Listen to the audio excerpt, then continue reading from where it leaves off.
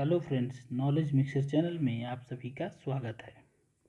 आज हम देखेंगे उत्तर प्रदेश पुलिस कांस्टेबल परीक्षा जो 18 फरवरी को आयोजित की गई है, उसके द्वितीय पाली यानी कि सेकेंड शिफ्ट के पेपर के जीएस के प्रश्नों का हल।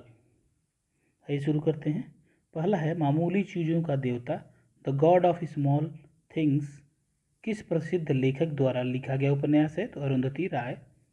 अनुच्छेद 64 नवासी 1 के तहत निम्नलिखित में से कौन सा राज्यसभा का पदेन सभापति होता है? तो वो उपराष्ट्रपति यानी कि बी आंसर हो जाएगा। राष्ट्रीय युवा दिवस किस दिन भारत में मनाया जाता है? तो वो है 12 जनवरी। कौन सा अम्ल सिरके में मौजूद होता है? तो एसिटिक अम्ल।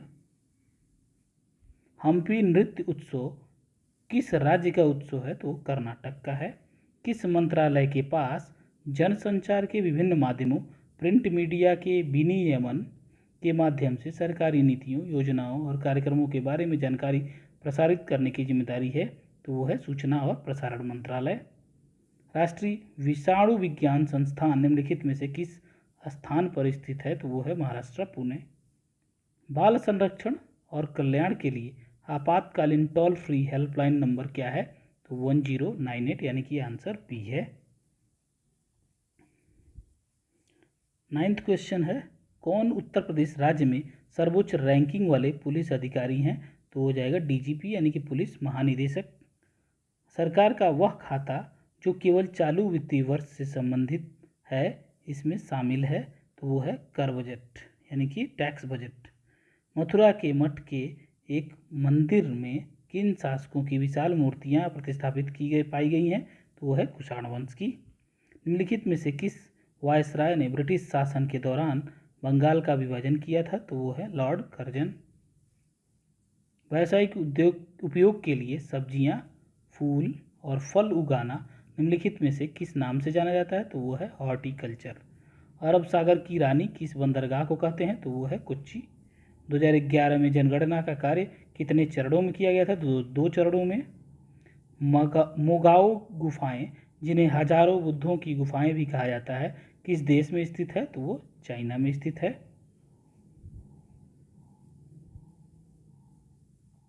उत्तर प्रदेश में कुंभ मेला का उत्सव किन नदियों के संगम पर मनाया जाता है? तो गंगा, यमुना, सरस्वती। उत्तर प्रदेश वित्तीय निगम यूपीएफसी निम्नलिखित में से किसके विकास के लिए वित्तीय सहायता प्रदान करने में महत्वपूर्ण भूमिका निभाती है? तो वो है उद्योग। उत्तर प्रदेश का दुधवा राष्ट्रीय उद्यान जो है किस जिले में है? तो लखीमपुर खीरी में है। 2006 में संयुक्त राष्ट्र मानवाधिकार आयोग का नाम बदल के क्या रख दिया गया था? तो है मानवाधिकार परिषद यानी कि ह्यूमन राइट्स काउंसिल। एनआईए का फुल फॉर्म क्या है? तो वो है national investigation agency, D option. Israel Hamas संघर्ष में भारतीय नागरिकों को निकालने के लिए भारत द्वारा शुरू किए गए ऑपरेशन का नाम क्या है? तो ऑपरेशन अजय। हाल ही में अक्टूबर 2023 में भारत और किस पड़ोसी देश ने आर्थिक और प्रौद्योगिकी सहयोग समझौते यानी कि ईटीसीए की बातचीत फिर से शुरू की है? तो इंडिया और श्रीलंका ने। हाल ही में प्रधानमंत्री ने डैश लक्षद्वीप द्वीप समूह सबमरीन ऑप्टिकल फाइबर कनेक्शन परियोजना की शुरुआत करके लक्षद्वीप में धीमी इंटरनेट गति की चुनौती को दूर करने का संकल्प लिया था, जिसकी घोषणा 2020 में लाल किले में स्वतंत्रता दिवस के भाषण के दौरान की गई थी। तो कोच्चि और लक्षद्वीप के बीच में ऑप्टिकल फाइबर नेटवर्क सेवा शुरू की गई है। उत्तर प्रदेश के कौशाम्बी जिले के कौशाम्बी ब्लॉक ने नीति आयोग के एबीपी का मतलब है एस्पिरेशनल डिस्ट्रिक्ट प्रोग्राम की पहली डेल्टा रैंकिंग में कौन सा स्थान हासिल किया है? तो वो है द्वितीय। हाल ही में प्रधानमंत्री नरेंद्र मोदी ने अयोध्या में नवनिर्मित हवाई अड्डे का उद्घाटन किया है।